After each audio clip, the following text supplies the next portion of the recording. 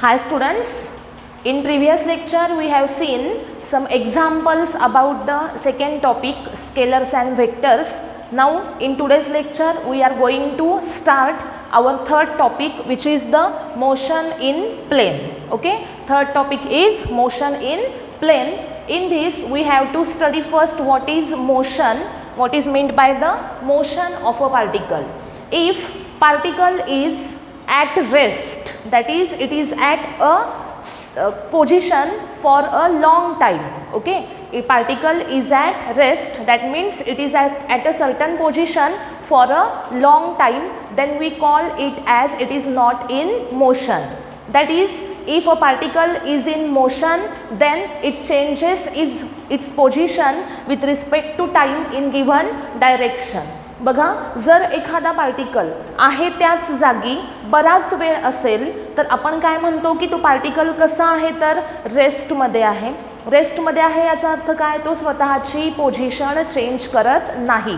बरोबर. मग आता आपण मोशन कशाला म्हणणार, तर जर पार्टिकल हा स्वतःची पोझिशन एखाद्या पर्टिक्युलर डायरेक्शनमध्ये चेंज करत असेल तर त्याला काय म्हणणार आपण, मोशन असं म्हणणार. म्हणजे एखादा पार्टिकल जर आहे त्या पोझिशनला कॉन्स्टंट असेल, स्टेबल असेल, तर तो पार्टिकल कशामध्ये आहे, रेस्टमध्ये आहे. आणि जर एखादा पार्टिकल स्वतःची पोझिशन हा कंटिन्युअसली चेंज करतोय, पोझिशनमध्ये चेंज होतोय एखाद्या पर्टिक्युलर डायरेक्शनमध्ये, तर तो पार्टिकल कशामध्ये आहे, तर मोशनमध्ये आहे. बरोबर. म्हणून मोशनला आपण डिफाईन कसं करतो बघा, व्हॉट इज मोशन, तर change in position of the particle in given direction. पार्टिकलच्या पोझिशनमध्ये होणारा चेंज पर्टिक्युलर डायरेक्शनमध्ये जो आहे त्याला आपण काय म्हणणार आहे, तर मोशन असं म्हणणार आहे. ओके, लक्षात आलं का बघा सगळ्यांच्या. इथून पुढे आपण रेस्ट असा वर्ड यूज केला. पार्टिकल इज ॲट रेस्ट म्हणजे काय, पार्टिकल एका जागी आहे, तो त्याची पोझिशन चेंज करत नाही. बरोबर. And if particle is in motion then it changes its position in particular direction. आता हे जे पार्टिकलचं मोशन आहे त्या मोशनचे किती टाईप्स आहेत बघूयात आपण. नेक्स्ट बघूयात आपण टाईप्स ऑफ मोशन. या टाईप्स ऑफ मोशनमध्ये फर्स्ट टाईप आहे लिनियर ऑर रेक्टिलिनियर मोशन. काय आहे बघा first type, linear or rectilinear motion. आता याच्या नेममध्येच एक वर्ड आहे बघा, लिनियरमध्ये लाईन हा वर्ड यूज केलेला आहे. म्हणजे लिनियर मोशन हे कशावर आहे, तर अलॉंग अ स्ट्रेट लाईन. पार्टिकलचं लिनियर मोशन हे कशावर असतं, तर एका स्ट्रेट लाईनवर असतं. म्हणजे सरळ एखादा रस्ता आहे आणि त्याच्यावरून एखादा पर्सन हा व्हेइकल चालवत असेल तर त्याचं मोशन कसलं आहे, तर लिनियर मोशन आहे. आणखीन एक एक्झाम्पल काय येऊ शकतं बघा याचं. सपोज एखादा बॉल घेतला आपण आणि तो बॉल जो आहे तो खाली सरफेसवरून तुम्ही काय केलं, थ्रो केला आणि तो सरफेसवरून चालला आहे, तर त्याचं मोशन कसलं आहे सांगा, लिनियर मोशन आहे. ओके. जर सपोज तुम्ही चालत निघाला आहात आणि एखाद्या स्ट्रेट लाईनमध्ये तुम्ही चालत चाललाय तर हे मोशनसुद्धा कसलं झालं, लिनियर मोशन. म्हणजे लिनियर मोशन हे सिम्पल आहे. लिनियर म्हणजे कसलं, अलॉंग अ स्ट्रेट लाईन. आणि त्यालाच दुसरं नाव कोणतं यूज केलं जातं, तर रेक्टिलिनियर मोशन. लिनियर मोशन आणि रेक्टिलिनियर मोशन हे डिफरंट आहेत का, नाही, दोन्ही पण सेम आहेत. लिनियरच्या ऐवजी कधी कधी रेक्टिलिनियर हा वर्ड यूज केला जातो. मग लिनियर मोशन म्हणजे काय सांगितलं, तर motion of a particle along a straight line is called as the linear motion. पार्टिकलचं एका स्ट्रेट लाईनवरचं मोशन त्याला आपण काय म्हणूयात, लिनियर मोशन असं म्हणू शकतो. ओके. सर्क्युलर मोशन म्हणजे काय, आता सेकंड टाईप आहे बघा, सर्क्युलर मोशन. सर्क्युलर मोशन म्हणजे काय, तर पार्टिकलचं सर्कलच्या सर्कम्फरन्सवर जे मोशन आहे त्याला काय म्हणायचं, circular motion. If a particle moves along the circumference of circle, okay, if particle moves along the circumference of circle then its motion is called as the circular motion. Linear म्हणजे काय, motion of a particle along a straight line. असा चाललाय, इथे एखादा ball आहे आणि तो याच्यावरून चाललाय, कसलं मोशन आहे, लिनियर मोशन आहे. सर्क्युलर मोशन म्हणजे काय, सपोज एखादा पार्टिकल आहे आणि तो असा एक पाथ आहे आणि त्या पाथवरून तो काय होतोय, मूव्ह होतोय. मग अशा मोशनला आपण काय म्हणू शकतो, सर्क्युलर मोशन. आता सर्क्युलर मोशनचं एक्झाम्पल काय, सोपं आहे, आपल्याला माहिती आहे बघा, फॅनचं मोशन जे आहे ते कसलं आहे, सर्क्युलर मोशन आहे. आणखीन एक्झाम्पल काय असेल तर motion of moon around the earth. Moon around the earth हे जे मोशन आहे कसलं मोशन आहे, सर्क्युलर मोशन आहे. त्यानंतर minute hand, hour hand, second hand. घड्याळामध्ये आपल्या minute hand, hour hand, second hand हे 3 असतात ना. मग हे जे आहेत हे कोणत्या मोशनमध्ये असतात तर सर्क्युलर मोशनमध्ये असतात. ओके, मग सर्क्युलर मोशन म्हणजे काय तर motion of a particle along the circumference of circle is called as the circular motion. Okay, त्यानंतर थर्ड टाईप आहे कर्व्हिलिनियर मोशन. कोणता थर्ड टाईप आहे बघा, कर्व्हिलिनियर मोशन. याचा अर्थ इथे वर्ड आहे कर्व्ही, म्हणजे कशावरचं असणार मोशन, कर्ववर असणार आहे. म्हणजे सपोज असा एखादा पाथ आहे कर्व शेपमध्ये आणि त्याच्यावरून एखादा पार्टिकल सपोज मूव्ह होत असेल तर त्याचं मोशन कसलं आहे बघा, कर्व्हिलिनियर मोशन. आता हे कसं लक्षात ठेवायचं, याचं एक एक्झाम्पल बघा. सपोज तुम्ही स्ट्रेट रस्त्यावरून जात होता, गाडी चालवताय, स्ट्रेट रस्ता आहे, त्याच्यावरून तुम्ही स्ट्रेट गाडी चालवताय, कसलं मोशन आहे, लिनियर मोशन आहे.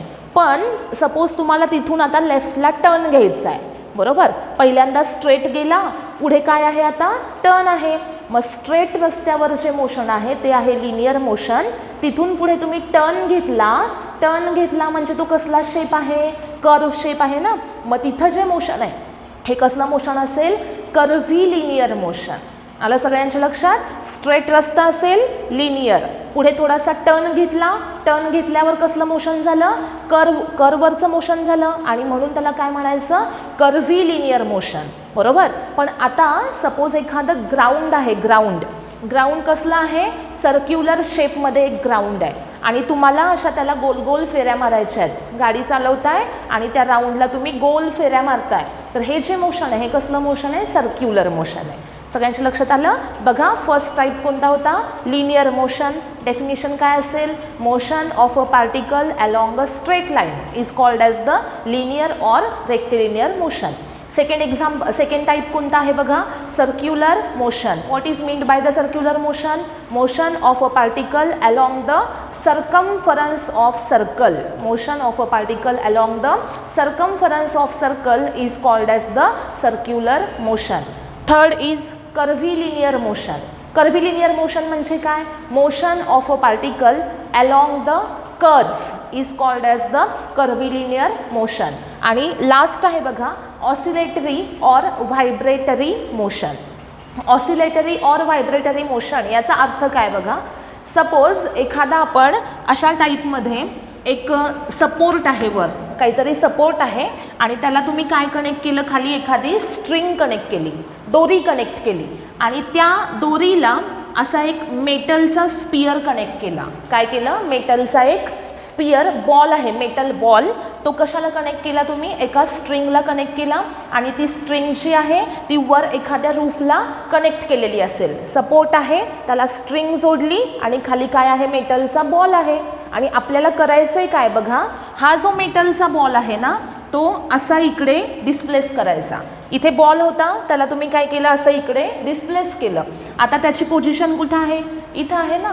मग आता तुम्ही इथून त्याला इथं आणला आणि सोडून दिला. तो बॉल जर तुम्ही सोडून दिला तर काय होणार बघा, इथून तो असा या पाथवर इकडे जाणार, बरोबर, आणि इकडे असा येणार. म्हणजे इथून सोडून दिल्यानंतर तो बॉल असा इथे आला, बरोबर, इथं थांबल का, नाही. मग इथून तो परत इकडे येणार आहे, म्हणजे तो असा कंटिन्युअसली काय होत जाणार आहे, असा मूव्ह होत जाणार आहे. मग हे जे त्याचं मोशन आहे या मोशनला काय म्हणायचं, ऑसिलेटरी किंवा व्हायब्रेटरी मोशन. ओके, लक्षात आलं सगळ्यांच्या.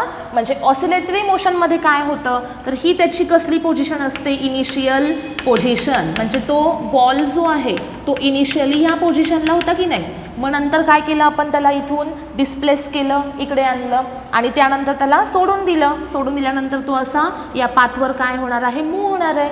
म्हणजेच तो या इनिशियल पोझिशनपासून इकडे जेवढं डिस्टन्स जातो तेवढाच डिस्टन्स तो इकडे जातो. म्हणजे सपोज इकडे एक्स डिस्टन्स आला असेल तर इकडे सुद्धा एक्स डिस्टन्सच जाणार आहे. म्हणजे त्याच्या या इनिशियल पोझिशनपासून त्याचं दोन्ही साईडला जे डिस्टन्स आहे ते कसं आहे, सेम आहे. म्हणजे पेंडुलम इथे होता, इकडे जेवढा डिस्टन्स गेला तेवढंच इकडे वर गेला. बरोबर. मग हे जे मोशन आहे याला काय म्हणायचं, ऑसिलेटरी ऑर व्हायब्रेटरी मोशन. आता याचं एक एक्झाम्पल इथे मी तुम्हाला सांगितलं की motion of the simple pendulum. Simple pendulum जो आहे त्याचं मोशन कसलं असतं, ऑसिलेटरी मोशन, किंवा ऑसिलेटरी मोशनलाच काय म्हटलं जातं तर व्हायब्रेटरी मोशन. आता ऑसिलेटरी मोशनचंच आणखीन एक एक्झाम्पल आपण बघू शकतो. सपोज मशीनची सुई असते की नाही, ती कशी होते, मशीनची निडल ती अप अँड डाऊन होत असते. मग अशा या टाईपच्या मोशनला म्हणजे जे अप अँड डाऊन होतं म्हणजे व्हायब्रेशन्स होतात त्या मोशनला काय म्हटलं जातं, व्हायब्रेटरी किंवा ऑसिलेटरी मोशन. म्हणजे ऑसिलेटरी मोशन हे कसं असतं बघा, एकाच पाथवर ते रिपीटेडली होत असतं. बघा इथून पेंडुलम इकडे गेला, परत तो इकडे येणार आहे, परत इकडे जाणार आहे. म्हणजे हे असं कंटिन्युअसली एकाच पाथवर तो मूव्ह होणार आहे. म्हणजे मोशन कसं आहे, रिपीटेटिव्ह आहे, अलॉंग द सेम पाथ. बरोबर.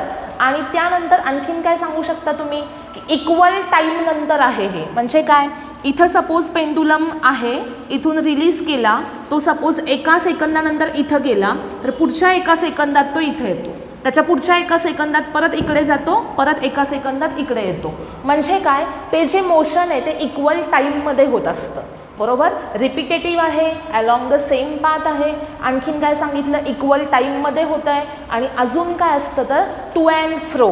टू अँड फ्रो म्हणजे काय बघा, सपोज ही मीन पोझिशन आहे, इकडनं पार्टिकल इकडे जाणार आणि परत इकडे येणार. हे जे अशा टाईपचं मोशन आहे झिगझॅगमध्ये, म्हणजे काय म्हणूया आपण, इकडे एकदा असं जे मोशन आहे ह्याला काय म्हणायचं आहे, टू अँड फ्रो मोशन. मग टू अँड फ्रो मोशन असेल, त्याच पाथवर रिपीटेडली होत असेल, इक्वल टाईम नंतर होत असेल तर अशा मोशनला काय म्हटलं जातं, ऑसिलेटरी मोशन किंवा व्हायब्रेटरी मोशन. याचं एक्झाम्पल काय सांगितलं, motion of the simple pendulum. आणखीन असाच पेंडुलम कशामध्ये असतो तर क्लॉकमध्ये असतो. काही घड्याळं असतात बघा अशी की ज्याच्यामध्ये असा खाली पेंडुलम असतो. बरोबर 1 तास झाला ना की तो पेंडुलम काय होतो, साऊंड करतो आणि तो हलतो ना असा.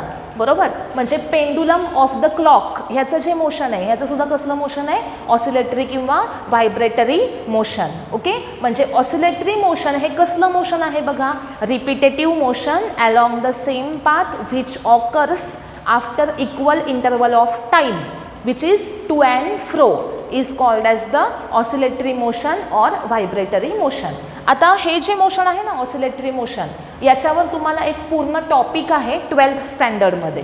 ओके. त्याच्यामुळं आत्ता हे आपल्याला स्टडी करायचं नाही आहे कोणतं, ऑसिलेटरी मोशन. फक्त तुम्हाला माहिती असलं पाहिजे की ऑसिलेशन्स म्हणजे काय. मग ह्या ऑसिलेटरी मोशनमध्ये पार्टिकल जो असा इकडून तिकडे मूव्ह होतो त्याला काय म्हटलं जातं, ऑसिलेशन्स असं म्हटलं जातं. बरोबर. त्यानंतर कर्व्हिलिनियर मोशन हे जे आहे आणि सर्क्युलर मोशन हे तुम्हाला बघायचं आहे, पण आत्ता इथे बघायचं नाही आहे, आपण नंतर ते पाहणार आहोत. पहिल्यांदा आपल्याला सगळ्यात पहिल्यांदा कोणतं मोशन बघायचं आहे तर लिनियर किंवा रेक्टिलिनियर मोशन. फर्स्ट कोणतं मोशन बघायचं आहे आपल्याला, लिनियर मोशन किंवा त्याला काय म्हणू शकता तुम्ही, रेक्टिलिनियर मोशन. हे आपल्याला फर्स्ट या टॉपिकमध्ये स्टडी करायचं आहे. Okay.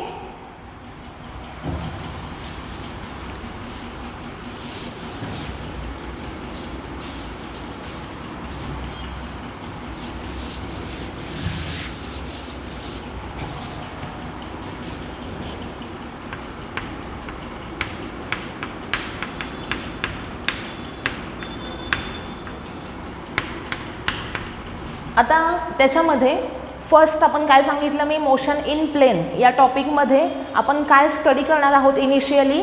First is linear motion, त्यालाच काय म्हटलं जातं, रेक्टिलिनियर मोशन असं म्हटलं जातं.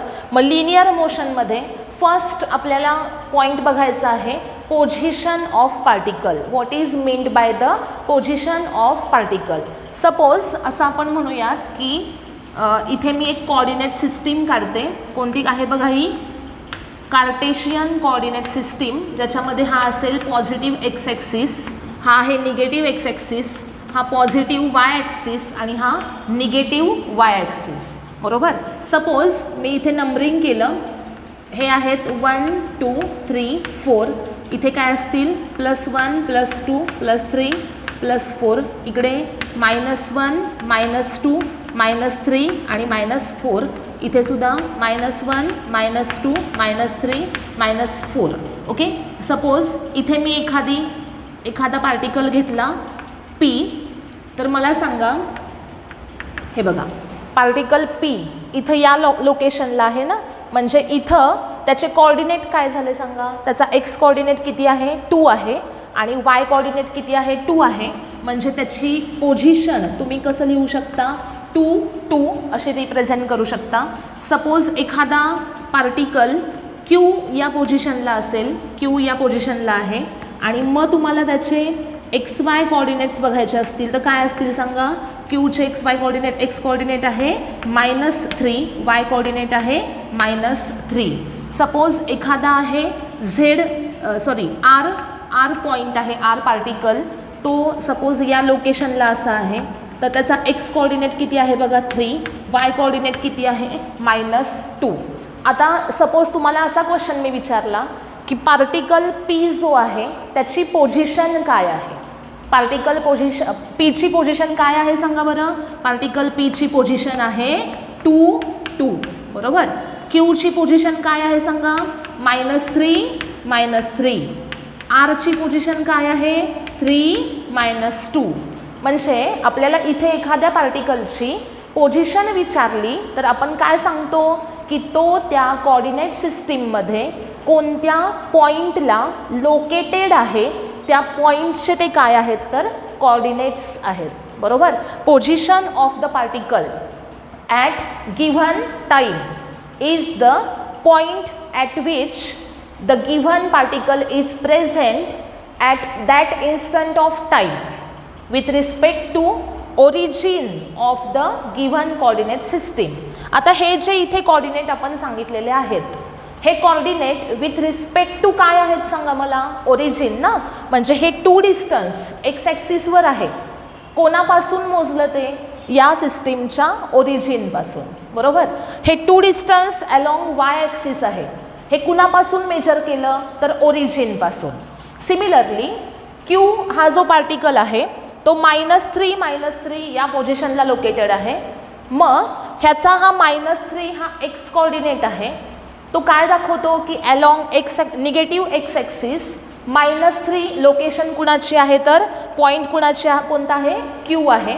पण हे डिस्टन्स हे कुणापासून मेजर केलेलं आहे तर ओरिजिनपासून मेजर केलं आहे. म्हणजे इथे हे जे सगळे डिस्टन्स दाखवलेले आहेत, हे जे कोऑर्डिनेट्स आहेत ते काय रिप्रेझेंट करतात तर त्या पार्टिकलचं त्या सिस्टीममध्ये लोकेशन कुठं आहे आणि ते लोकेशन विथ रिस्पेक्ट टू कोण आहे तर ओरिजिन आहे. म्हणजे ते लोकेशन कुणापासून मेजर केलं आहे तर ओरिजिनपासून मेजर केलं आहे, बरोबर की नाही. म्हणजे इथे आपण काय म्हणू शकतो तर पोझिशन म्हणजे काय तर position of a particle with respect to given coordinate system is the point at which the particle is present at that instant of time with respect to origin of the coordinate system. आता ही definition ऐकल्यानंतर असं वाटतं की खूप अवघड आहे, पण तसं आहे का नाही. मिनिंगफुली लक्षात ठेवा. पोझिशन म्हणजे काय असणार आहे, पोझिशन कोणाची पाहिजे आपल्याला, एखाद्या पार्टिकलची, बरोबर. मग डिफाईन करताना काय येईल तर पोझिशन ऑफ अ पार्टिकल, कुणाची पोझिशन आहे एका पार्टिकलची, बरोबर. Position of a particle with respect to given coordinate system, with respect to given coordinate system. आता position of particle with respect to आपण काय सांगतोय तर गिव्हन कोऑर्डिनेट सिस्टीम, बरोबर. या कोऑर्डिनेट सिस्टीममध्ये त्या पार्टिकलची पोझिशन म्हणजे काय आहे तर इट इज द काय सांगाल point, is the point at which particle is present, point at which the particle is present at that instant of time with respect to origin of given coordinate system, with respect to origin of given coordinate system. Okay, आता याच्यामध्ये काय समजलं बघा, आपल्याला define काय करायचं आहे, position. Definition कशी येते बघा, position of a particle with respect to coordinate system is the, position म्हणजे काय आहे, पॉइंट आहे ना, it is the point at which the particle is present. ज्या पॉइंटला पार्टिकल काय आहे, प्रेझेंट आहे, at that instant of time with respect to origin of coordinate system. Okay, म्हणजे काय, ज्या तुम्हाला एखाद्या पार्टिकलची पोझिशन सांगायची आहे, ती पोझिशन म्हणजेच काय, तर पॉइंट आहे. ज्या पॉइंटला तो पार्टिकल त्यावेळेस प्रेझेंट आहे आणि त्याची लोकेशन विथ रिस्पेक्ट टू काय मेजर करता तुम्ही, गिवन कोऑर्डिनेट सिस्टीमचा origin. Okay, position of the particle with respect to given coordinate system is the point at which the particle is present at that instant of time with respect to origin of given coordinate system. आलं लक्षात सगळ्यांच्या, it is the definition of position. डेफिनिशनपेक्षा सुद्धा आपल्याला meaning समजलं पाहिजे. Position म्हणजे काय, तर त्या पार्टिकलची काय आहे, तो ज्या या सिस्टीममध्ये ज्या पॉईंटला प्रेझेंट आहे त्या पॉईंटचे कॉर्डिनेट्स, बरोबर, त्याला तुम्ही काय म्हणता, पोझिशन असं म्हणता. आणि position with respect to time काय होत असते, चेंज होत असते. जर पार्टिकल हा मोशनमध्ये असेल, पार्टिकल मोशनमध्ये असेल तर पोझिशन काय राहील, त्याची कॉन्स्टंट राहील का, नाही. मोशनमध्ये असेल तर तो एका जागेवरून दुसऱ्या जागी जातो ना, म्हणजेच काय होती, त्याची पोझिशन चेंज होते. पण जर पार्टिकल रेस्टमध्ये असेल तर त्याच्या पोझिशनमध्ये चेंज होणार नाही. ओके, आलं सगळ्यांच्या लक्षात. आता बघा, सपोज आपण असं म्हणूयात की हे एक असं सर्कल आहे. ओके, हे एक असं सर्कल काढलं मी आणि या सर्कलवरून पार्टिकल काय होतोय, मूव्ह होतोय. इनिशियली सपोज तो इथे होता आणि नंतर इकडे आला, इकडे आला. ओके, तर मग तुम्ही काय करणार, पहिल्यांदा ह्या पॉईंटचे कोऑर्डिनेट्स घेणार, म्हणजे ही काय झाली त्याची इनिशियल पोझिशन. त्यानंतर सपोज तो इथं आला असेल तर तुम्ही या पॉईंटचे असे कोऑर्डिनेट्स घेणार आहे. ओके, नंतर तो इथं आला तर हे झाले त्याचे कोऑर्डिनेट्स, एक्स आणि वाय कोऑर्डिनेट्स. सपोज तो इथं आला असेल तर हे त्याचे झाले एक्स आणि वाय कोऑर्डिनेट्स. म्हणजे तुम्ही काय सांगू शकता, जर पार्टिकल सर्क्युलर मोशनमध्ये असेल, तुम्हाला टाईम माहीत असेल, ओके, तर तुम्ही त्या टाईमला त्याची काय सांगू शकता, लोकेशन सांगू शकता, कुठे आहे, बरोबर. आणि ती लोकेशन म्हणजे काय असेल, तर त्याची पोझिशन असेल. आता position with respect to time कोणासाठी चेंज होते, तर जो पार्टिकल हा मोशनमध्ये असतो त्याची position with respect to time काय होते, चेंज होते. जर एखादा पार्टिकल हा रेस्टमध्ये असेल तर त्याची position with respect to time change होत नाही, ती कशी असते, कॉन्स्टंट असते. डेफिनेशन लक्षात आली. पोझिशन म्हणजे काय, तर एखादा पार्टिकल गिव्हन टाईमला ज्या पॉईंटला प्रेझेंट आहे त्या पॉईंटचे कॉर्डिनेट्स. ओके, जे कॉर्डिनेट्स कुठून मेजर केलेले आहेत, तर ओरिजिनपासून, त्याला काय म्हटलं जाईल, पोझिशन असं म्हटलं जाईल. ओके, आता सेकंड आपण बघूयात, what is meant by the displacement. आता आपण बघणार आहोत what is meant by the displacement of particle. Suppose आपण असं म्हणूयात की इथं हा एक्स ॲक्सिस आहे. ओके, इकडे पॉझिटिव्ह एक्स ॲक्सिस, इकडे निगेटिव्ह एक्स ॲक्सिस. हा आहे ओरिजिन. इकडे डिस्टन्स घेऊया आपण 50, 100, 150, 200 एक्सेट्रा. इकडे असेल सपोज -50, -100, -150, -200. ओके, काय केलं आपण, तर एक्स ॲक्सिस घेतलेला आहे आणि इकडे पॉझिटिव्ह एक्स ॲक्सिस, इकडे आहे निगेटिव्ह एक्स ॲक्सिस आणि याच्यावर काही कोऑर्डिनेट्स घेतलेत आपण 50, 100, 150 आणि 200 आणि इकडे तेच व्हॅल्यूज कशा आहेत, तर निगेटिव्ह आहेत. आता आपल्याला सांगायचं आहे की डिस्प्लेसमेंट म्हणजे काय. ओके, डिस्प्लेसमेंट म्हणजे काय, सपोज इनिशियली पार्टिकल इथे होता पी या पोझिशनला. ओके, पार्टिकल कुठे होता, पी या पोझिशनला होता आणि त्यानंतर थोड्या वेळानंतर तो कुठे पोहोचला, क्यू पोझिशनला पोहोचला. Initial position of the particle काय आहे P. Final position of the particle is Q. Okay, सुरुवातीला तो कुठे होता P पॉईंटला होता, त्यानंतर तो सपोज पुढे असं समजूया आपण की एखादा इथे पर्सन उभा आहे. ओके, एखादा पर्सन आहे, तो पर्सन कुठे उभा आहे P पॉईंटला उभा आहे. त्यानंतर तो सपोज चालत चालत चालत गेला, कुठं गेला Q पॉईंटपर्यंत गेला तो. ओके, मग पहिल्यांदा तो कोणत्या लोकेशनला होता 50ला होता बरोबर. त्यानंतर तो कुठे पोचला 200ला पोचला. किती वेळानंतर सपोज टाईम काहीतरी T एवढा असेल. तर आपल्याला असं विचारलं आहे की डिस्प्लेसमेंट म्हणजे काय, डिस्प्लेसमेंट किती झाली इथं. ओके, तर बघा x1 म्हणजे असेल initial position of the particle. x1 म्हणजे काय initial position of the particle. काय आहे बघा initial position of the particle 50 बरोबर. 50च्या पुढे काय असणार आहे 0 असणार आहे, कारण कोणता ॲक्सिस आहे x ॲक्सिस आहे. मग इनिशियल पोझिशन आहे x1 किंवा त्याला आपण xp म्हटलं तरी चालेल कारण लोकेशन आहे P. मग xp इक्वल टू किती आहे 50 आहे. आता मी इथे x1च लिहिते. सिमिलरली x2 म्हणजे काय तर final position of the particle. Initially तो कुठे होता 50ला होता. x2 म्हणजे काय त्याची फायनल पोझिशन. फायनली तो कुठे पोचला Q या पॉईंटला पोचला. त्याची पोझिशन किती आहे बघा 200. मग इथे आला 200 म्हणजे initial position of the particle is 50, final position is 200 and we have asked here find the displacement. Displacement is nothing but change in position of the particle with respect to time किंवा in given time is called as the displacement. Okay, मग delta x म्हणजे काय असेल displacement असेल.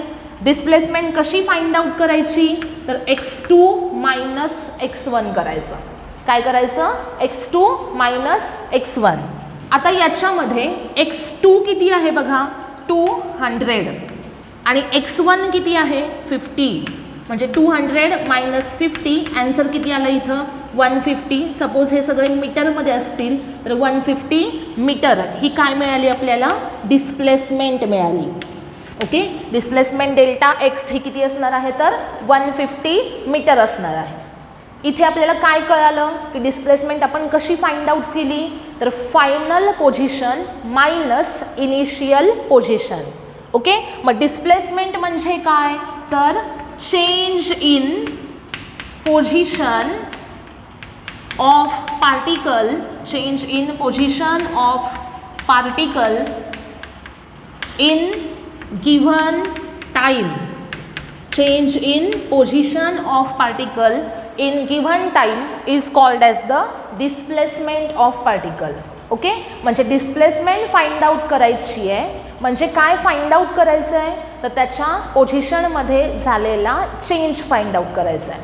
Okay, आता displacement जी आहे ही कसली quantity आहे बघा it is a vector quantity. Displacement of a particle is a vector quantity. आता व्हेक्टर म्हणजे काय हे आपल्याला माहिती आहे.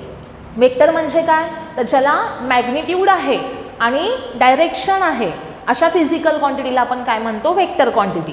म्हणजे डिस्प्लेसमेंट म्हणजे काय तर अशी फिजिकल क्वांटिटी आहे की ती काय दाखवते तर change in position of particle in time दाखवते आणि ती कसली क्वांटिटी आहे व्हेक्टर आहे. याचा अर्थ तिला मॅग्निट्यूड पण आहे आणि डायरेक्शन पण आहे.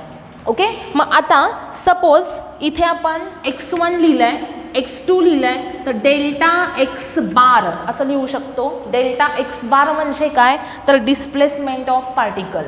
ओके, मग x2 बार मायनस काय करायचं x1 व्हॅल्यू किती आली बघा 200 मायनस 50 आन्सर किती आलं 150 मीटर. आता इथे मी x1 बार आणि x2 बार असं लिहिते. x1 बार x2 बार म्हणजे इथे काय असतील बघा तर पोझिशन दाखवणारा व्हेक्टर असेल. x1 म्हणजे काय म्हटलं होतं मी इनिशियल पोझिशन. x2 म्हणजे काय फायनल पोझिशन. जर मी त्याच्यावर ॲरो लिहिला तर तो काय झाला व्हेक्टर झाला. काय दाखवणारा व्हेक्टर आहे तो पोझिशन रिप्रेझेंट करणारा व्हेक्टर आहे म्हणून त्याला काय म्हणायचं पोझिशन व्हेक्टर. ओके, म्हणजे x1 बार हा काय दाखवतो पार्टिकलची इनिशियल पोझिशन. ओके, म्हणून तो काय आहे, पोझिशन वेक्टर आहे. x2 बार काय दाखवतो, तर पार्टिकलची फायनल पोझिशन, म्हणून तो काय आहे, तर वेक्टर आहे. कसला, फायनल पोझिशन वेक्टर आहे. आता वेक्टर आहे म्हणजे त्याला काय आहे, मॅग्निट्यूड पण आहे आणि डायरेक्शन पण आहे. मग काय केलं पाहिजे, हे दाखवत आहे मॅग्निट्यूड, मग आता आपल्याला काय केलं पाहिजे, त्याची डायरेक्शन दाखवली पाहिजे. बरोबर, कोणती डायरेक्शन आहे सांगा मला, पॉझिटिव्ह एक्स ॲक्सिस. बरोबर, कुठे आहे, पॉझिटिव्ह एक्स ॲक्सिसवर, म्हणून इथे तुम्ही काय लिहिणार, प्लस आय कॅप. बरोबर, 50 हे झालं त्याचं मॅग्निट्यूड. आय कॅप काय रिप्रेझेंट करेल, डायरेक्शन, म्हणजे 50 आय कॅप हा काय झाला, initial position vector. Okay, x2 बार म्हणजे काय आहे, फायनल पोझिशन वेक्टर. आता याच्यामध्ये 200 हे त्याचं काय झालं, मॅग्निट्यूड झालं. डायरेक्शन पाहिजे ना आपल्याला, सेम डायरेक्शन आहे, कोणती, पॉझिटिव्ह एक्स डायरेक्शन, म्हणजे इथे सुद्धा काय येईल, आय कॅप, म्हणजे 200 आय कॅप हा काय झाला, फायनल पोझिशन वेक्टर झाला. मग displacement vector is equal to काय असेल, final position vector minus initial position vector. Okay, which is equal to 200 minus 50 आणि इंटू काय असेल, तर आय कॅप असेल. 200 मायनस 50 आय कॅप म्हणजेच किती आला, 150 आय कॅप, म्हणजे डिस्प्लेसमेंट वेक्टर इथे किती मिळतो आपल्याला, 150 आय कॅप. याचा अर्थ काय, तर डिस्प्लेसमेंट वेक्टर हा जो आहे त्याच्यामध्ये 150 हे त्याचं मॅग्निट्यूड आहे आणि आय कॅप ही त्याची डायरेक्शन आहे. याचा अर्थ डिस्प्लेसमेंट किती झाली, 150 मीटर एवढी डिस्प्लेसमेंट झाली. आय कॅप म्हणजे कोणत्या डायरेक्शनमध्ये, तर पॉझिटिव्ह एक्स डायरेक्शनमध्ये. आलं लक्षात सगळ्यांच्या. आता सपोज आपल्याला इकडे फाइंड आउट करायचे, इथे मी आता इथे पी आणि क्यू जे लिहिलेले होते आपण त्याच्याऐवजी आपण इकडे घेऊयात पी आणि Q along negative X axis. Suppose particle इथं आहे इनिशियली पी. ओके, त्यानंतर तो कुठे गेला, तर इथे आला, ही झाली त्याची लोकेशन क्यू. इनिशियल पोझिशन किती आहे बघा, -100. फायनल पोझिशन किती आहे, -200. मग आता याची डिस्प्लेसमेंट काढायची आहे, तर x1 किती आहे सांगा, x1 आहे -100. x2 किती आहे सांगा, x2 -200. बघा, x1 किती आहे, -100. x2 किती आहे, -200. पार्टिकल हा P पासून Q पर्यंत जातो असा. तर काय होणार, -100 टू -200 गेला, म्हणजे इनिशियल पोझिशन -100, फायनल पोझिशन -200. मग डिस्प्लेसमेंट कशी काढायची, तर x2 मायनस x1 करायचं. x2 किती आहे, -200. बरोबर, मायनस x1 किती आहे, -100. मग काय येईल, -200 प्लस 100 इज इक्वल टू -100. म्हणजे डिस्प्लेसमेंट डेल्टा एक्स ही किती मिळते आपल्याला, -100 एवढी मिळते. आणि आता इथे मायनस साईन काय इंडिकेट करेल, मायनस साईन दाखवेल डायरेक्शन, आणि त्याच्या पुढे जी व्हॅल्यू आहे ती काय दाखवेल, त्याचं मॅग्निट्यूड. याचा अर्थ बघा, सपोज मी x1 बार लिहिला. ओके, ॲक्सिस कोणता आहे सांगा, आय कॅप, पण हा कसला आय कॅप आहे, मायनस आय कॅप आहे. याचा अर्थ x1 is equal to -100 I cap असं लिहिलं आहे ना. म्हणजेच काय, हे असं लिहू शकतो आपण, 100 इंटू मायनस आय कॅप. बरोबर, 100 इंटू मायनस आय कॅप म्हणजेच काय, 100 हे त्याचं मॅग्निट्यूड आहे पोझिशनचं, आणि मायनस आय काय इंडिकेट करतं, तर एक्स ॲक्सिस कोणता आहे, निगेटिव्ह आहे. आलं लक्षात, म्हणजे निगेटिव्ह एक्स ॲक्सिसवर 100 व्हॅल्यू आहे. ही कुणाची, इनिशियल पोझिशनची. फायनल पोझिशन -200 आय कॅप, जर असं लिहिलं -200 आय कॅप, याचा अर्थ काय, तर 200 हे त्याचं काय झालं, मॅग्निट्यूड झालं, आणि मायनस आय कॅप ही काय झाली, डायरेक्शन झाली. मायनस आय कॅप म्हणजे कोणती डायरेक्शन, निगेटिव्ह एक्स डायरेक्शन. म्हणजे इथे आपण असं सुद्धा लिहू शकतो, 200 इंटू मायनस आय कॅप असं लिहू शकतो. मग आता delta x bar equal to काय असेल बघा, x2 बार मायनस x1 बार. मग x2 बार मायनस x1 बार केलं तर ॲन्सर किती मिळेल बघा, -200 आय कॅप मायनस -100 जे कॅप, आणि मग याचं ॲन्सर आपण असं लिहू शकतो -200 + 100 इंटू आय कॅप, म्हणजेच काय -100 आय कॅप असं ॲन्सर मिळालं डेल्टा एक्स बारचं. म्हणजे डिस्प्लेसमेंट वेक्टर किती मिळाला आपल्याला -100 आय कॅप मिळाला. याचा अर्थ या डिस्प्लेसमेंट किती झाली तर 100 मीटर एवढी डिस्प्लेसमेंट झाली. बरोबर, याच्यामध्ये डिस्प्लेसमेंट किती आहे 100 मीटर एवढी डिस्प्लेसमेंट आहे. आणि मायनस आय कॅप काय इंडिकेट करतो तर अलॉंग निगेटिव्ह एक्स ॲक्सिस पार्टिकलची डिस्प्लेसमेंट झाली. म्हणजे पार्टिकल कोणत्या ॲक्सिसवर मूव्ह झाला निगेटिव्ह एक्स ॲक्सिसवर. आणि किती डिस्टन्स डिस्प्लेसमेंट झाली तर 100 मीटर. आलं लक्षात. मग आता डिस्प्लेसमेंटची डेफिनेशन लक्षात ठेवायची. What is meant by the displacement of particle. It is the change in position of the particle in given time is called as the displacement of particle. Displacement is scalar or vector. कसली quantity आहे displacement. It is a vector quantity. हे खूप महत्त्वाचं आहे मी आत्ता जे इथं सांगते आहे, कारण हे पर्टिक्युलर सगळं लक्षात नसेल तर हा टॉपिक आपल्याला व्यवस्थित समजणार नाही. हे सगळे बेसिक कन्सेप्ट आपल्याला समजलेच पाहिजेत. ओके, डिस्प्लेसमेंट ही कसली क्वांटिटी आहे व्हेक्टर क्वांटिटी आहे. डिस्प्लेसमेंट कशी फाइंड आउट करायची तर final position minus initial position. Final position minus initial position हा जर तुम्ही डिफरन्स घेतला की तुम्हाला काय मिळेल डिस्प्लेसमेंट ऑफ पार्टिकल. आता इथे मी आणखीन एक्झाम्पल घेते डिस्प्लेसमेंटची, त्याच्यावरून तुमच्या लक्षात येईल की डिस्प्लेसमेंट कशी फाइंड आउट केली पाहिजे. ओके, बघा सपोज हा आहे एक्स ॲक्सिस, इथं ओ पॉईंट आहे, P Q R, it is 40 120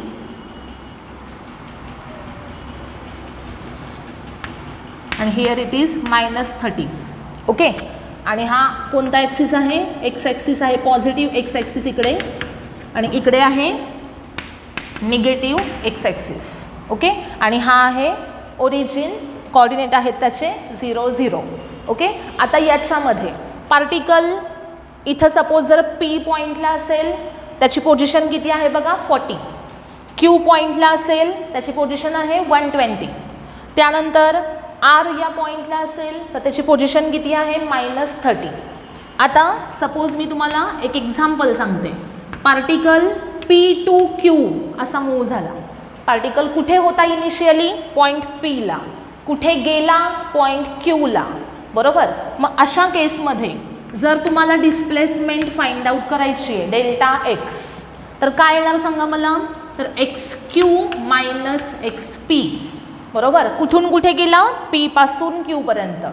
P कसली पोझिशन आहे इनिशियल, क्यू कसली आहे फायनल पोझिशन. मग डिस्प्लेसमेंट कशी काढायची तर final position minus initial position. मग फायनल पोझिशन XQ किती आहे बघा 120. XP पीची पोझिशन किती आहे 40. मग 120 - 40 केलं तर किती आलं 80. ओके, हे डिस्टन्सेस सपोज सगळे मीटरमध्ये असतील तर डिस्प्लेसमेंट किती मिळाली आपल्याला 80 मीटर. म्हणजेच जर पार्टिकल हा P2Q जात असेल तर त्या पार्टिकलची डिस्प्लेसमेंट किती झाली 80 मीटर एवढी डिस्प्लेसमेंट झाली. सपोज आता मी याचं सेकंड एक्झाम्पल घेते. Particle moves from Q to P. आता इथे बघा फर्स्ट P2Q गेला होता ना, आता कसा येतो तो Q टू P येतो. Q टू P येत असेल तर त्याची इनिशियल पोझिशन काय आहे Q, फायनल पोझिशन काय आहे P. कुठून कुठे गेला Q पासून P पर्यंत. म्हणजे इनिशियल पोझिशन Q आहे, फायनल पोझिशन P आहे. मग आता displacement delta X is equal to final position minus initial position. Final position XP minus initial position XQ. आता सांगा XP किती आहे बघा 40. XQ किती आहे सांगा 120. 40 - 120 करा आता किती आला answer -80 metre. Delta X is equal to -80 metre. म्हणजे पार्टिकल ज्यावेळेस Q टू P गेला त्यावेळेस डिस्प्लेसमेंट किती झाली? -80 मीटर. आता याच्यामध्ये मी तुम्हाला सांगितलं आहे की -80 जे आहे त्याच्यामध्ये 80 म्हणजे काय? तर डिस्प्लेसमेंटची मॅग्निट्यूड आहे आणि मायनस साईन काय दाखवतं? तर निगेटिव्ह डायरेक्शन. ओके, डायरेक्शन कशी आहे? निगेटिव्ह आहे. आणि 80 म्हणजे काय? मॅग्निट्यूड आहे. याचा अर्थ काय? पार्टिकल कोणत्या ॲक्सिसवर चालला इथे आता? एक्स ॲक्सिसवर. डिस्प्लेसमेंट झाली किती त्याची? 80 मीटर एवढी डिस्प्लेसमेंट झाली. पण डायरेक्शन कोणती आहे डिस्प्लेसमेंटची? Towards negative X axis. बरोबर आहे का? बघा, पार्टिकल Q2P चालला ना, हा असा मूव्ह होतोय, म्हणजे इकडनं असा इकडे येतोय, म्हणजे कुणाकडे चाललाय तो? निगेटिव्ह एक्स ॲक्सिसकडे चाललाय. बरोबर, आणि ते निगेटिव्ह साईन इथं ॲन्सरला आलंय. समजलं सगळ्यांना? म्हणजे पार्टिकल Q2P येताना तो असा इकडे येतोय की नाही? म्हणजे इकडे कोण आहे? लेफ्ट साईडला निगेटिव्ह एक्स ॲक्सिस आहे. मग डिस्प्लेसमेंट किती झाली? -80. ती काय इंडिकेट करते? तर 80 मीटर डिस्प्लेसमेंट निगेटिव्ह एक्स ॲक्सिसवर आहे. कळालं सगळ्यांना? म्हणजे निगेटिव्ह का पॉझिटिव्ह हे साईन फक्त आपल्याला काय दाखवतं? तर डायरेक्शन दाखवतं. आणि त्याच्या पुढे जी व्हॅल्यू असते ती म्हणजे काय असते? त्याच्या मॅग्निट्यूडची व्हॅल्यू असते. आलं लक्षात? आता पुढे इथे काय सांगितलं होतं मी? P2Q गेला. बघा, आता सपोज पार्टिकल हा P2Q गेला असेल. आता दिसतंय ना आपल्याला तो कुठे चालला आहे? टुवर्ड्स राईट चालला आहे. राईटला कोणता ॲक्सिस असतो? Positive x axis. पार्टिकल ज्यावेळेस P2Q जातो तेव्हा तो पॉझिटिव्ह एक्स ॲक्सिसवर चालला आहे, टुवर्ड्स पॉझिटिव्ह एक्स ॲक्सिस.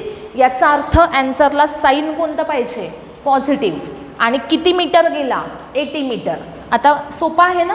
जर असा गेला तर ह्या दोघांच्यातला डिफरन्स आहे 80 आणि तो टुवर्ड्स पॉझिटिव्ह आहे म्हणून इथं साईन पॉझिटिव्ह.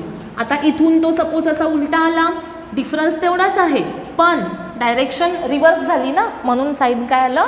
निगेटिव्ह आलं. आलं लक्षात? आता आणखीन एक घेते मी example. Third, suppose particle P2Q आणि Q2P असा गेला. बघा, आता पार्टिकल कुठून कुठे गेला याच्यामध्ये 2 डिस्प्लेसमेंट घ्यायच्यात आपल्याला. P2Q गेला आणि परत कुठे आला? तो Pला आला. म्हणजे पहिल्यांदा P पासनं Q पर्यंत गेला आणि परत काय झालं? Q पासनं परत P पर्यंत आला. आलं लक्षात? म्हणजे इथे काय करायचं? तर P2Q ही जी डिस्प्लेसमेंट आहे ती घ्यायची. Q2P ही डिस्प्लेसमेंट किती आहे? ती घ्यायची आणि दोघांची काय करायची? ॲडिशन. कळलं का? बघा, पार्टिकल पहिल्यांदा कुठून कुठे गेला? P पासून Q पर्यंत. मग त्याची डिस्प्लेसमेंट किती झाली? ती व्हॅल्यू घ्यायची. रिटर्न परत कुठे आला तो? Q पासून P पर्यंत. म्हणजे ही आहे त्याची इनिशियल डिस्प्लेसमेंट, ही आहे त्याची फायनल डिस्प्लेसमेंट आणि या दोघांची ॲडिशन केलीत तर आपल्याला काय मिळेल? P2Q2P डिस्प्लेसमेंट किती झाली. ओके, मग P2Q डिस्प्लेसमेंट आहे ना आपल्याकडे, किती आहे P2Q? 80 मीटर. त्यानंतर Q2P डिस्प्लेसमेंट किती आहे सांगा? Q2P किती आहे डिस्प्लेसमेंट? -80 मीटर. मग लिहिलं इथे -80. आता ह्या दोघांची ॲडिशन करा. 80 - 80 ॲन्सर किती आलं? 0. म्हणजे डिस्प्लेसमेंट झाली किती? 0 एवढी झाली. याचा अर्थ काय? बघा, हे लक्षात ठेवायचं सगळ्यांनी. मी आत्ताचे सांगते ते. पार्टिकल ज्यावेळेस एखाद्या पोझिशनपासून दुसरीकडे कुठेतरी जातो आणि तिथून परत तो आहे त्या लोकेशनला परत येतो, तर त्या केसमध्ये त्याची डिस्प्लेसमेंट किती असते? तर 0. ओके, डिस्प्लेसमेंट किती असते? 0 असते. कधी 0 असते? If particle goes from one point two another point and come back to that point again, then its displacement is 0. Particle एका जागेवरून दुसऱ्या जागी गेला, परत आहे त्या जागी रिटर्न आला, तर डिस्प्लेसमेंट किती होते? 0. का तर इथे असं जाताना सपोज 50 मीटर डिस्टन्स ट्रॅव्हल झालं. ओके, आणि रिटर्न जाताना परत किती डिस्टन्स ट्रॅव्हल झालं? 50. पण डायरेक्शन्स कशा आहेत? अपोजिट. इकडनं इकडे जाताना +50, इकडनं इकडे येताना -50. मग +50 - 50 ॲडिशन करा, आन्सर किती आलं? 0 आलं की नाही? म्हणजेच इथं लक्षात काय ठेवायचं की डिस्प्लेसमेंटची ही महत्त्वाची प्रॉपर्टी आहे जर एखादा particle, if a particle starts its motion from a point, goes to the another point and come back to the initial point again, then its displacement is 0. Okay, आता असंच एक्झाम्पल एखादा अजून बघूया, म्हणजे तुम्हाला हे पॉइंट क्लिअर होतील.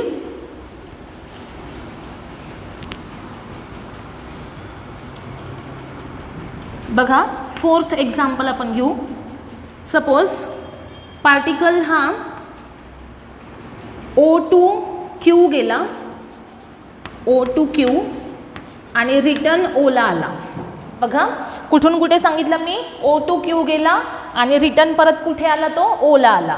आता इथे बघा, इनिशियली कुठे होता, O पॉईंटला गेला, कुठे Q पॉईंटकडे गेला आणि त्यानंतर परत तो या पाथवरून काय झाला, रिटर्न आला. बरोबर. आता हे सोपं आहे. आता हे आत्ताच रूल सांगितला ना मी, एका जागेवरून गेला दुसऱ्या लोकेशनला आणि तिथून परत आहे त्या जागी आला, डिस्प्लेसमेंट किती असली पाहिजे, 0 असली पाहिजे. मग आपण चेक करूया, इथं काय असणार, डिस्प्लेसमेंट O2Q ही किती आहे पहिल्यांदा काढायची. मग कशी काढायची, तर XQ मायनस XO करायचं. बरोबर आहे की नाही. पहिल्यांदा कोणतं डिस्प्लेसमेंट येईल, XOQ. मग फायनल पोझिशन आहे Q, इनिशियल आहे O. मग final position minus initial position केलं, म्हणजेच XQ मायनस XO केलं. XQ किती आहे बघा, 120 मायनस XO किती आहे, 0. ओरिजिनची लोकेशन किती, 0. मग आन्सर किती आलं बघा, 120. सिमिलरली XQO काढायचं आहे, XQO, Q2O, Q2O. काय करायचं, फायनल पोझिशन O म्हणजे XO minus initial position Q म्हणजे XQ equal to final position XO 0 minus initial position XQ किती आहे 120. आन्सर किती आलं -120. बघा O2Q डिस्प्लेसमेंट झाली 120 मायनस 0 म्हणजे 120 आणि Q2O डिस्प्लेसमेंट किती झाली तर XO मायनस XQ म्हणजे 0 मायनस 120 म्हणजे किती झाली -120. आता XOQO काय असेल सांगा मला, XOQ प्लस XQO मग काय येईल 120 मायनस 120. आन्सर किती आलं 0. आलं का. म्हणजे काय, सपोज एखाद्या जागेवरून गेला दुसरीकडे, तिथून परत आहे त्या जागी, O पासून Q पर्यंत, Q पासून O पर्यंत.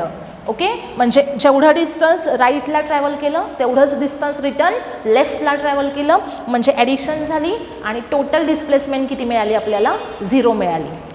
आत्ता इथे आपण बघितलं बघा, जर पार्टिकल हा O2Q जातोय तर डिस्प्लेसमेंट कशी आली पॉझिटिव्ह आली. सपोज Q2O येतोय तर डिस्प्लेसमेंट किती आली निगेटिव्ह आली आणि इथं डिस्प्लेसमेंट किती आली 0 आली. मग डिस्प्लेसमेंटसाठी इथे आणखीन एक महत्त्वाची प्रॉपर्टी मिळते आपल्याला की displacement of a particle it may be positive, negative or 0.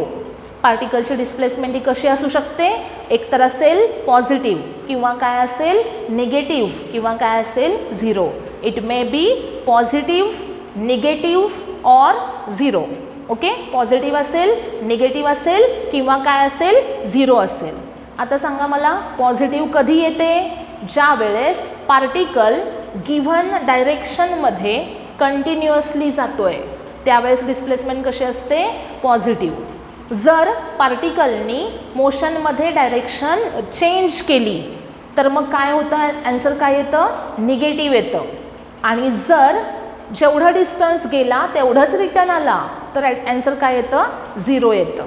बरोबर. आता याच्यामध्ये आपण असं आणखीन एक एक्झाम्पल बघूया. इथे नेक्स्ट एक्झाम्पल बघा, सपोज X2Q to P असं घेऊयात. ओके, काय एक्झाम्पल घेतलंय मी, X पासून X नाही O, ओरिजिनपासून तो कुठे गेला Qला गेला, Q पासून परत कुठे गेला Pला. ओके, तर आता बघा याच्यामध्ये काय होईल,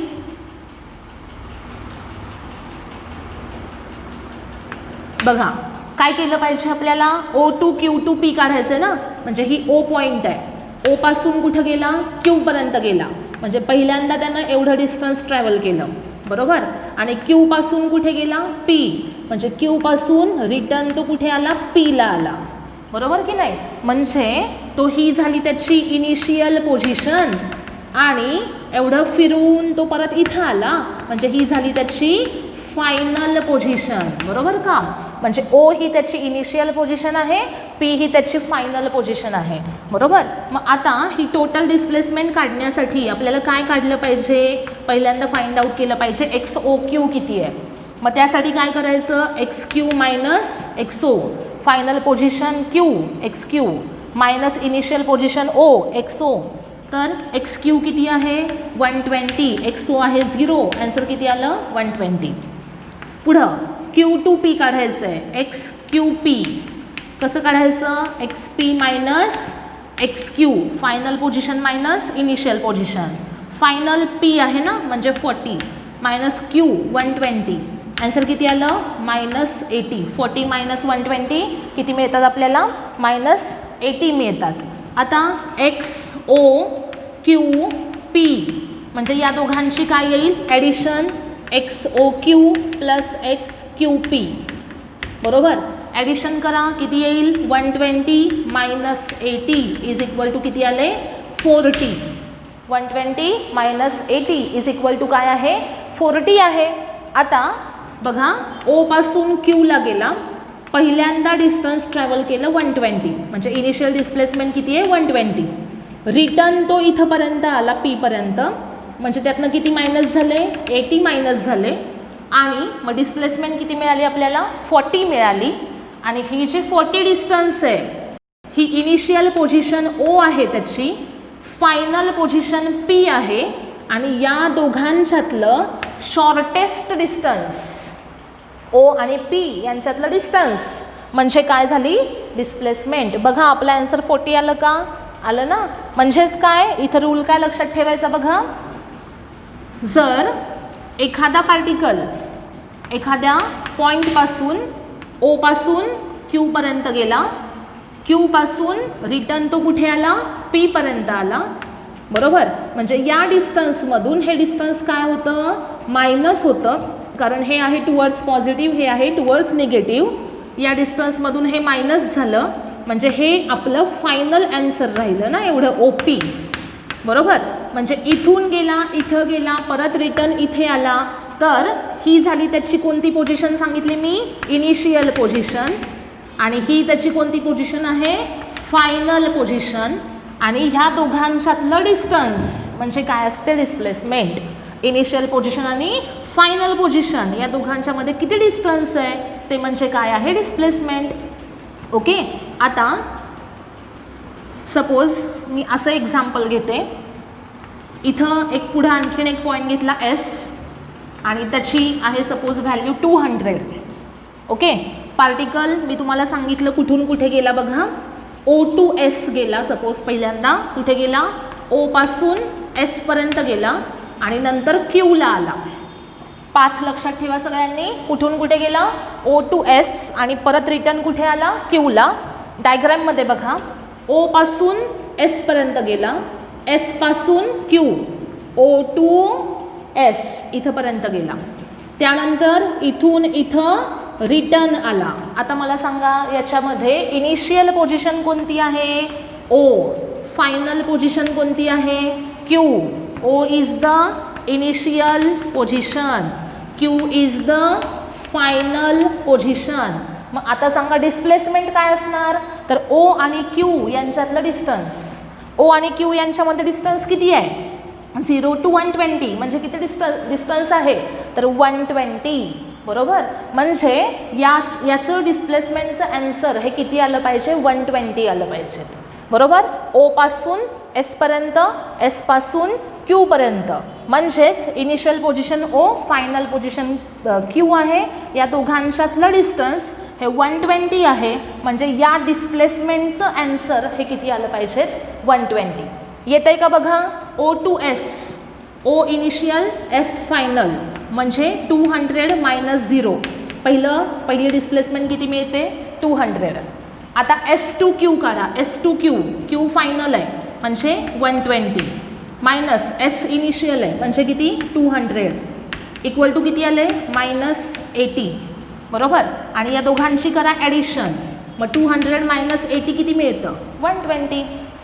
आलं लक्षात. हे काय केलं 200 - 0 म्हणजे एसची पोझिशन मायनस ओची पोझिशन. 200 - 0 200 आलं. त्यानंतर क्यूची पोझिशन मायनस एसची पोझिशन 120 - 200 आन्सर किती आलं -80. ह्या दोन डिस्प्लेसमेंटची ॲडिशन करा, फायनल आन्सर मिळालं 120. म्हणजे या पाथसाठी डिस्प्लेसमेंट झाली 120 मीटर बरोबर. आणि 120 हे ओ आणि क्यू या दोघांच्यातलं डिस्टन्स आहे. मग त्यासाठी आपल्याला इथे लक्षात काय ठेवायच्यात बघा, या सगळ्यावरून आपल्याला काय समजलं, डिस्प्लेसमेंटसाठी काय काय समजलं. What is meant by the displacement. Displacement म्हणजे काय तर change in position of the particle in given time. It is the definition of the displacement. Next it is a vector quantity. Displacement ही कसली क्वांटिटी आहे vector quantity आहे. It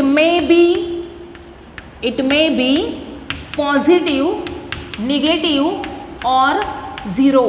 displacement ही positive असू शकते, निगेटिव्ह असू शकते किंवा काय असू शकते झिरो असू शकते बरोबर. झिरो कधी असेल सांगा मला. डिस्प्लेसमेंट झिरो कधी असणार if particle goes from one point two the another point and come back to the initial point again, then its displacement is 0. Okay, it may be positive, negative or 0, and displacement is equal to shortest distance between initial and final positions. It is the shortest distance between initial and final position. आलं लक्षात सगळ्यांच्या. These are the properties of displacement. First property, it is a vector quantity.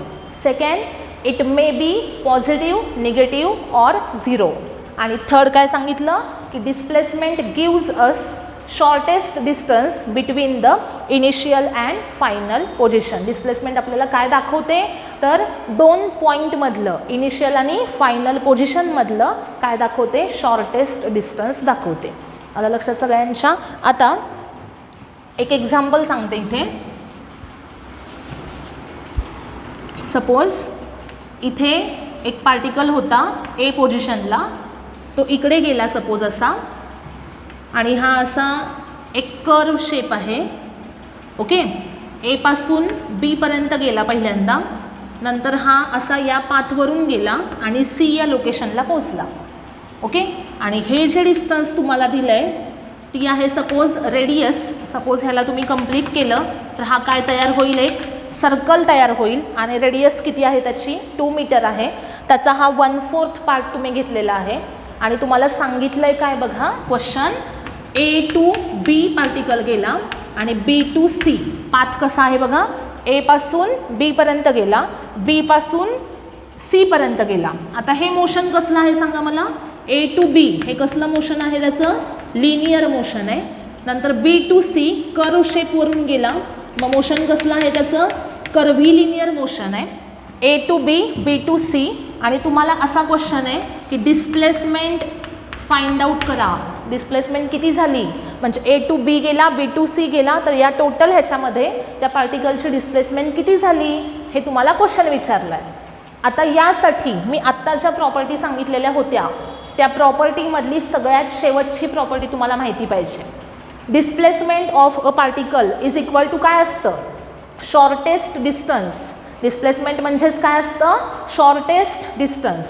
कोणाच्यातलं shortest distance आहे ते तर initial आणि final position.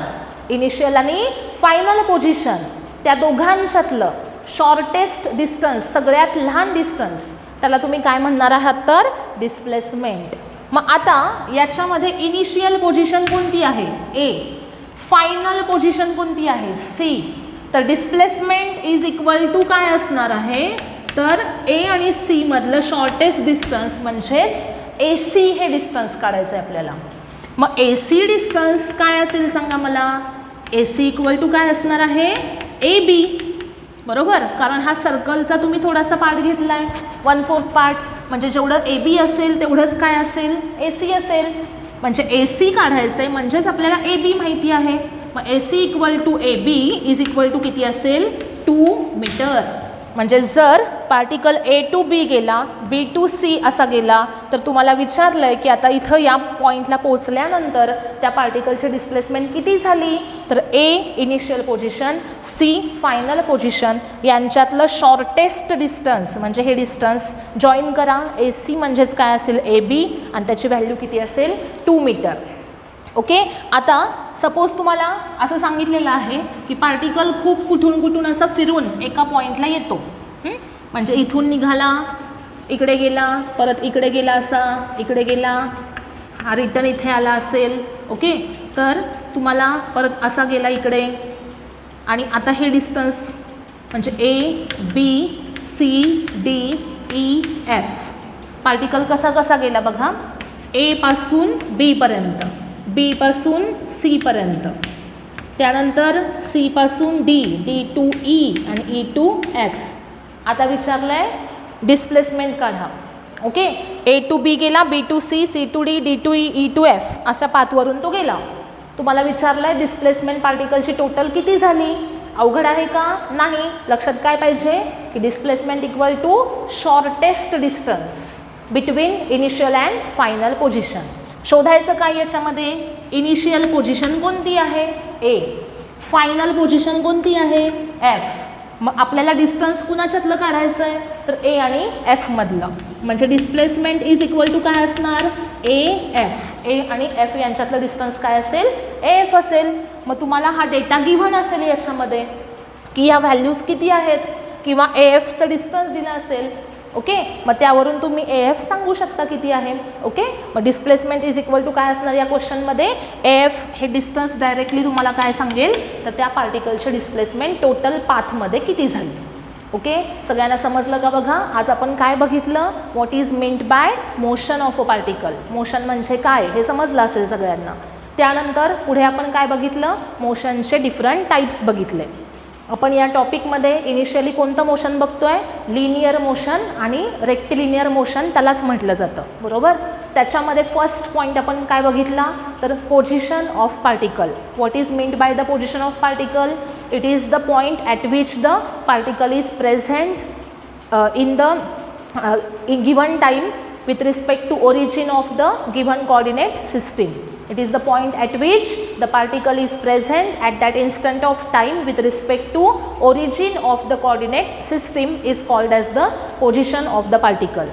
जर particle हा positive x ॲक्सिसवर असेल, म्हणजे ओरिजिनच्या राईटला असेल तर पोझिशन पॉझिटिव्ह असेल, ओरिजिनच्या लेफ्टला असेल पोझिशन निगेटिव्ह असेल, ओरिजिनच्या अपवर्ड असेल म्हणजे ओरिजिनच्या वर असेल तर पोझिशन कशी असेल पॉझिटिव्ह, ओरिजिनच्या खाली असेल तर पोझिशन निगेटिव्ह. ओके. आलं लक्षात. त्यानंतर पुढे आपण काय बघितलं, what is meant by displacement of particle. Displacement म्हणजे काय, change in position in given time is called as the displacement. Displacement कशी रिप्रेझेंट केली जाते, delta x bar is equal to x2 bar minus x1 bar. Delta x bar is equal to काय असतं, x2 bar minus x1 bar. म्हणजेच displacement is equal to काय, final position minus initial position. Displacement म्हणजे काय असते, final position minus initial position. Okay. त्यानंतर पुढे काय सांगितलं, डिस्प्लेसमेंटच्या प्रॉपर्टीज. त्याच्यामध्ये first it is a vector quantity. Displacement कसली क्वांटिटी आहे, व्हेक्टर क्वांटिटी आहे. Second, displacement of a particle may be positive, negative or zero. If particle returns back to original point after traveling certain distance then its displacement is 0. Suppose एखादा particle सर्कलवर फिरतोय, सर्कलवर एका ठिकाणावरून निघाला, पूर्ण circle travel केलं आणि परत त्या पॉईंटला आला, डिस्प्लेसमेंट किती झाली, 0 झाली. आता लक्षात. त्यानंतर पुढे काय सांगितलं होतं मी की displacement is equal to shortest distance between initial and final position. Displacement खूप मोठा पाथ दिला आहे आपल्याला आणि विचारलं आहे डिस्प्लेसमेंट काढा. तर डिस्प्लेसमेंट कशी काढायची, तर इनिशियल पॉईंट आणि फायनल पॉईंट या दोघांच्यातलं फक्त काय घ्यायचं आपल्याला, डिस्टन्स घ्यायचं आहे. मग आपल्याला काय मिळते, त्याची डिस्प्लेसमेंट मिळते. आलं लक्षात सगळ्यांच्या. डिस्प्लेसमेंटचं SI युनिट काय असेल तर मीटर. ओके, डिस्प्लेसमेंटचं SI युनिट काय असणार आहे, मीटर असणार आहे. आणि बाकीचे युनिट आपल्याला माहिती आहेत, सेंटीमीटर, मिलीमीटर. हे जे लेंथचे युनिट आहेत तेच कुणाला असतील, डिस्प्लेसमेंटला. आलं लक्षात सगळ्यांच्या. ओके.